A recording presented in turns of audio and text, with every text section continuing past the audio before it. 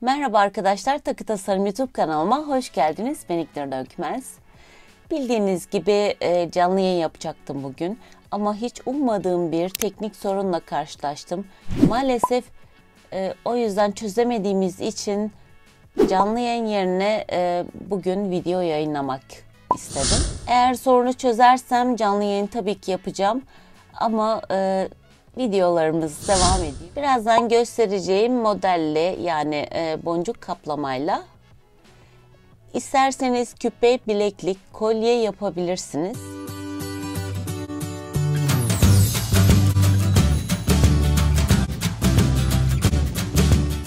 10 milimlik doğal taş veya boncuk gerekiyor bize. Videoda genellikle doğal taş kullanıyorum ama inci kullanabilirsiniz ya da başka bir boncuk da kullanabilirsiniz ama ben bugün Dolar Beatbox'tan gelen bu çim boncuklarını kullanacağım. Bunların güzel olduğunu düşünüyorum. Küpe yapabiliriz bundan. Kolye, bileklik yapabiliriz. İki renkli boncuk da kullanabilirsiniz. Veya tek renk de kullanabilirsiniz. Ama ben iki renk kullanacağım. Daha iyi anlaşılır olması için. Misina da kullanabilirsiniz. 0.18 milimlik veya böyle Miyuki'nin ipleri varsa ince. Bunlardan da kullanabilirsiniz. Tabii ki boncuk iğnesi gerekiyor incesinden. Şimdi yapım aşamasına geçelim.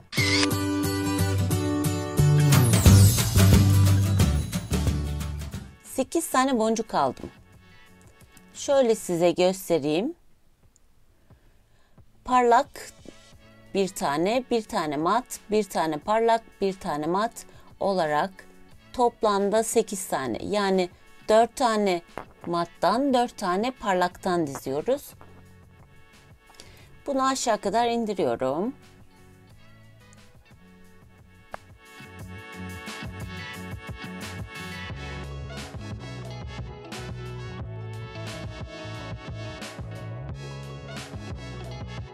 İçinden bir kere dolaştım. Ama en sonunda böyle bağlayacağım. Hem de bağlamış olacağım. Bu yöntemi de yapabilirsiniz. İp de ince olduğu için rahatlıkla içinden dolaşabiliyorum. Siz de ince misine kullanın. Buradan ilerliyorum ve burada matın içine kadar ilerledim.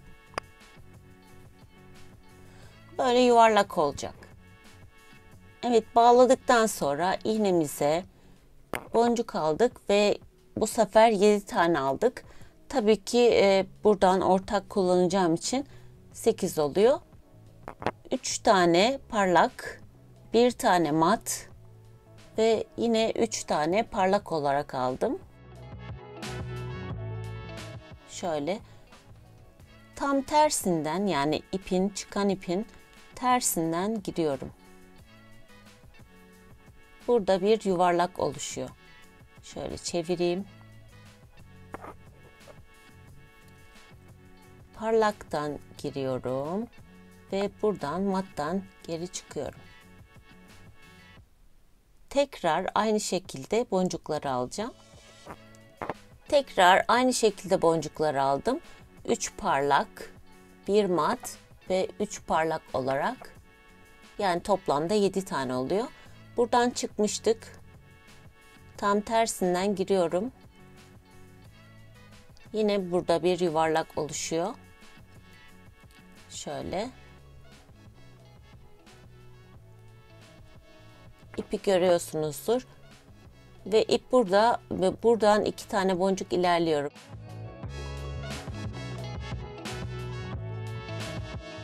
Mattan geri çıkıyorum. 2 boncuk ilerliyorum. Ve burada 4 tane olacak şekilde böyle boncukları alıyoruz.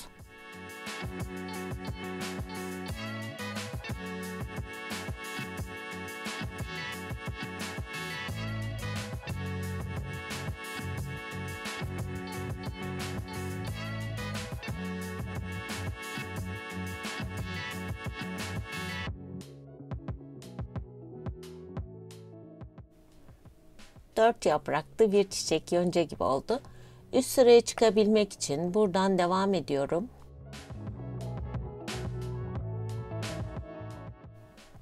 Buradan giriyorum, buradan tekrar matın içinden.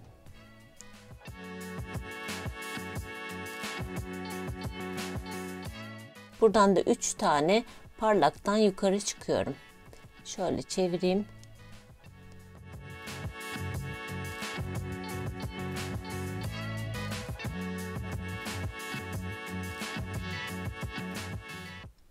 Toplamda 4 tane boncuktan ilerliyorum. Bu topu yaptıktan sonra artık unutmayacaksınız sayılarını da. Tekrar aynı şekilde alıyoruz. 3 parlak, 1 mat ve 3 parlak olarak aldım. Şu an matın içindeyim. İşlem çok kolay. Tekrar bir sonraki yaprağın matından geçiyorum. İşlem çok kolay dediğim gibi ve hep aynı yapacağız. Tekrar dört kenarını tamamlayana kadar aynı boncukları alacağız ve aynı sayı şeklinde. Evet, sonuncu boncukları da aldım. 3 parlak, 1 mat olarak ve burada matın içindeyim. Tekrar buradan matın içine giriyorum. Ama devam edeceğim. 3 parlak ve mat olarak, yani mattan mata girmiş olacağız. Buradan mat renginin içinden çıkıyorum. Siz de rahatlıkla bu şekilde görebilirsiniz. Bu şekilde yapacağız. Çok kolay. Bir sepet gibi olacak. Ve iğnemi aynı şekilde aldım, boncukları indirdim. Matın içindeyiz. Burada değil ve buradakine gireceğiz.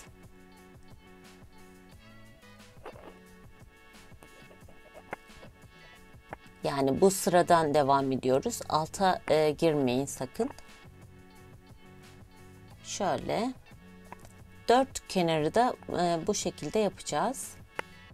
Evet, tekrar aynı şekilde aldım yine boncukları 7 tane olarak, 3 parlak, 1 mat ve 3 parlak olarak yine aşağı indiriyorum. Bir tanesini yaptık. Buradan atlıyoruz ve buradaki mata gireceğim. Toplamda bu şekilde 4 tane olacak.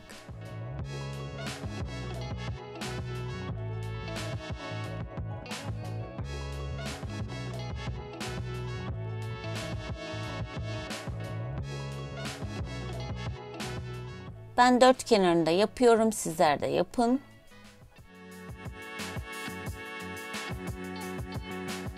Size şöyle açarak göstereyim. Tersini çevirdim. Bu ipi kesmiyorum çünkü her zaman işim bitene kadar ipi kesmem. Çünkü bir açılma olmasın diye. Umarım böyle anlayacaksınız ama renkler birbirine yakın. Ama en azından mat olanından anlarsınız, parlak olanından. 3 kenarını yaptım ve şimdi 4.'de sıra. Boncukları gene aldım. Bir tane mat atlıyorum ve hemen doğru sırayı mı yapıyoruz diye bakalım. Evet, şu olması gerekiyor. Evet, buna girmemiz lazım çünkü renkler yakın olduğu için karıştırabiliriz. Bir tane mat atlıyorum ve ikinci mattan giriyorum. Şöyle girdim. Şimdi bir üst sıraya çıkabilmek için buradan devam ediyorum. Yine 3 parlak ve 1 mat olarak.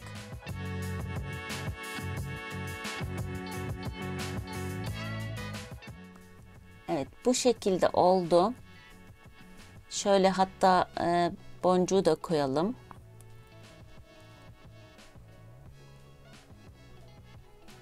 Sıkalım. Evet, işlemimiz bitiyor. İstediğiniz boncuğu kullanabilirsiniz. Şimdi birleştirmeye geldi sıra. Burada matın içindeyiz. Yine bir tane mat atlıyorum. Buradan mattan giriyorum. Şöyle.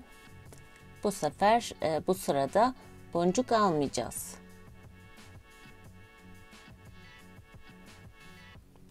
Buradan mattan girmiyorum.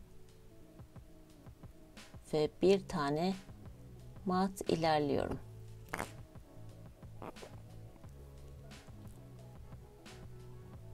Tam kapatmadan yine boncuğu koyalım. Ve gördüğünüz gibi buradan böyle kapattığımız zaman 3 boncuktan girmiş olduk mattan. Hemen burada sivri olandan da geçiyorum. Belli oluyor zaten dördüncüsü. Şöyle. Ve buradan da birleştiriyorum. İçinden dolaşacağım şimdi. Burası kapanana kadar. Aklıma yaparken bir fikir geldi. Kristal eklemeyi de düşündüm. 4 milimlik piramit kristal ekleyeceğim. İstediğiniz renkte ekleyebilirsiniz. Bu modeli yaptık ama biraz sade olduğunu düşündüm. O yüzden bir de kristal eklemek istedim. 4 milimlik elinizde kristal varsa piramit kristal onu da ekleyebilirsiniz. Bir tane parlak, bir tane kristal, bir tane parlak olarak aldım ve aşağı kadar indiriyorum. Şimdi alt kısmında böyle sanki herringbone tekniği yapmış gibi olacak. Ama orta kısmında değil. Bu boşluklara yerleştireceğim. Burada yine mattan gireceğim.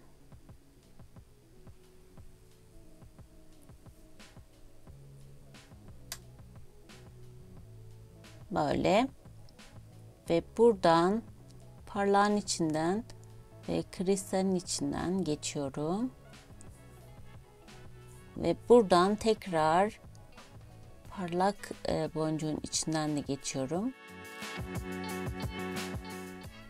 Orta kısmına böyle yerleştireceğim ve tekrar iğneme bir parlak boncuk, bir 4 milimlik piramit kristal, bir tane de parlak boncuk aldım tekrar. Bunları aşağı kadar indiriyorum. Hemen matın içinden tekrar giriyorum ve geri dönüyorum.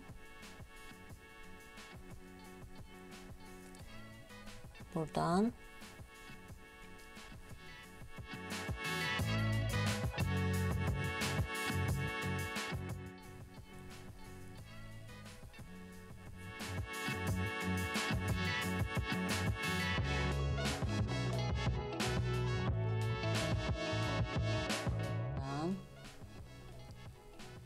boncuktan geçiyorum.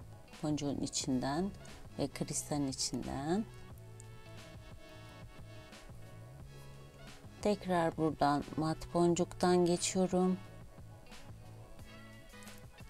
İsterseniz geri dönebilirsiniz ama ben böyle dolaşayım bir tur olarak.